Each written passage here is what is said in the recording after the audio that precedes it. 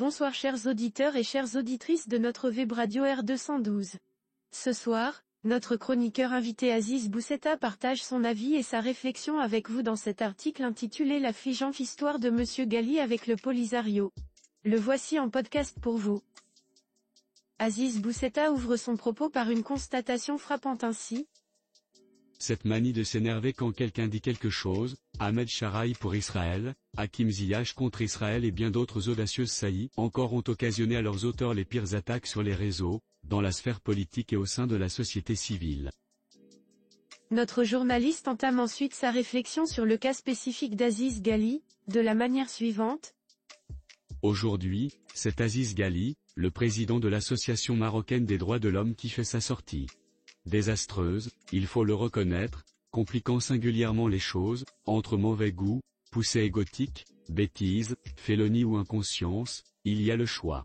Est-ce sa liberté d'expression de laisser entendre qu'il soutient l'autodétermination des provinces sahariennes, en dehors du cadre du plan d'autonomie marocain, condition posée et maintes fois répétée de Rabat? Certainement oui, car ce n'est pas expressément interdit.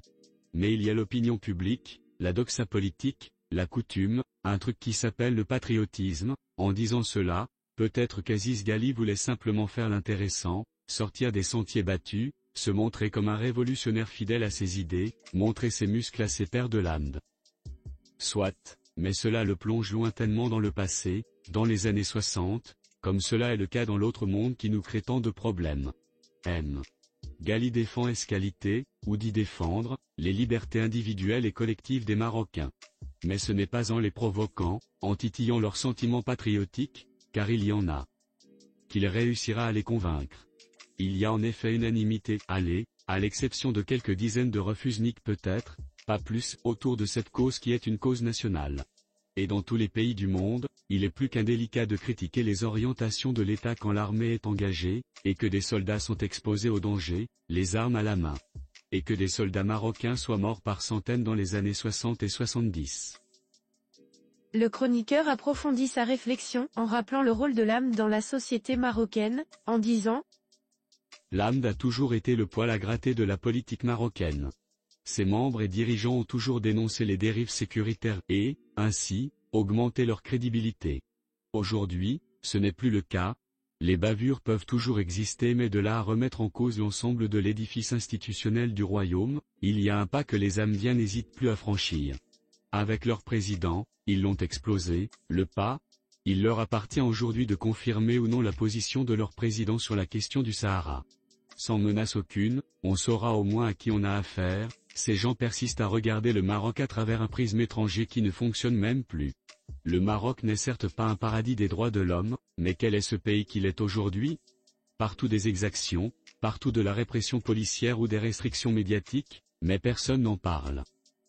Nos défenseurs des droits ne voient pas ce qui a évolué et continue de changer, mais gardent pour eux cette condescendance occidentale à notre égard, que les Marocains ont dépassée, mais que certains militants continuent de véhiculer.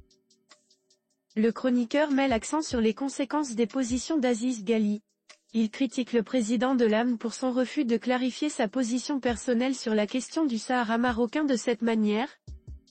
Aziz Ghali, qui refuse de dire clairement sa position personnelle sur la question du Sahara marocain, se réfugie derrière celle de l'AMD qui, dit-il, s'adosse aux résolutions des Nations Unies. Qu'un nombre croissant de pays reconnaissent la souveraineté marocaine sur ces territoires sud, que la France, qui détient les archives et la connaissance du passé de cette région, reconnaissent la souveraineté marocaine, que près de la moitié des États de l'Union africaine aient ouvert des consulats dans les villes du Sud, que l'unanimité nationale soit établie pour cette question, tout cela n'émeut pas outre mesure les militants de l'AMD et leurs présidents, qui continuent de promener sur le Maroc de 2024 leurs états d'âme hérités des années épis. Aziz Boussetta conclut en abordant les accusations portées contre Aziz Ghali en ces mots. Certains n'hésitent pas à qualifier Aziz Ghali de traître. C'est sans doute excessif. Monsieur Ghali est juste un homme qui nage à contre-courant pour des raisons qui lui appartiennent et qui sont certainement très discutables. Le président de l'AMD ne devrait être ni inquiété ni poursuivi, car, plus grave qu'une condamnation judiciaire, il devra affronter la condamnation populaire. Et s'il n'en a cure, cela montrerait le mépris dans lequel il tient l'opinion publique de son pays. Pour clore, Aziz Boussetta offre un conseil à Aziz Ghali en ces termes. Si un jour il a le temps, Aziz Ghali devrait se plonger dans les innombrables ouvrages consacrés à cette question, au dépeçage de l'empire chérifien par les puissances européennes, aux accords conclus en 1961 entre le Maroc et le CPRA algérien. Il pourrait aussi consentir à s'entretenir avec des citoyens marocains hors sa sphère Hamd, peut-être y découvrira-t-il quelque chose qui lui ferait changer d'avis. Mais cela est un vœu pieux. Aziz Ghali, solide du dogme et idéologue farouche, continuera sûrement sa route dans la dénégation des intérêts de son pays, alors même que ses modèles démocratiques et ses références gauchistes puisées dans une Europe désormais révolue ont montré que sur leur terre l'intérêt national prime sur l'idéologie. Prenez soin de vous, monsieur Ghali, et de vos proches, familles, confrères pharmaciens, militants âmes. Vos propos ont sûrement dû les heurter. Allah yudik, quoi? Rédigé par Aziz Bousseta. Chers auditeurs de la web radio R212, merci d'avoir été à l'écoute de ce podcast et de partager avec nous ce moment d'échange et de réflexion. Votre présence et votre fidélité sont notre plus belle récompense. On se dit à très bientôt, si vous le voulez bien. Avec toute notre gratitude, l'équipe de R212.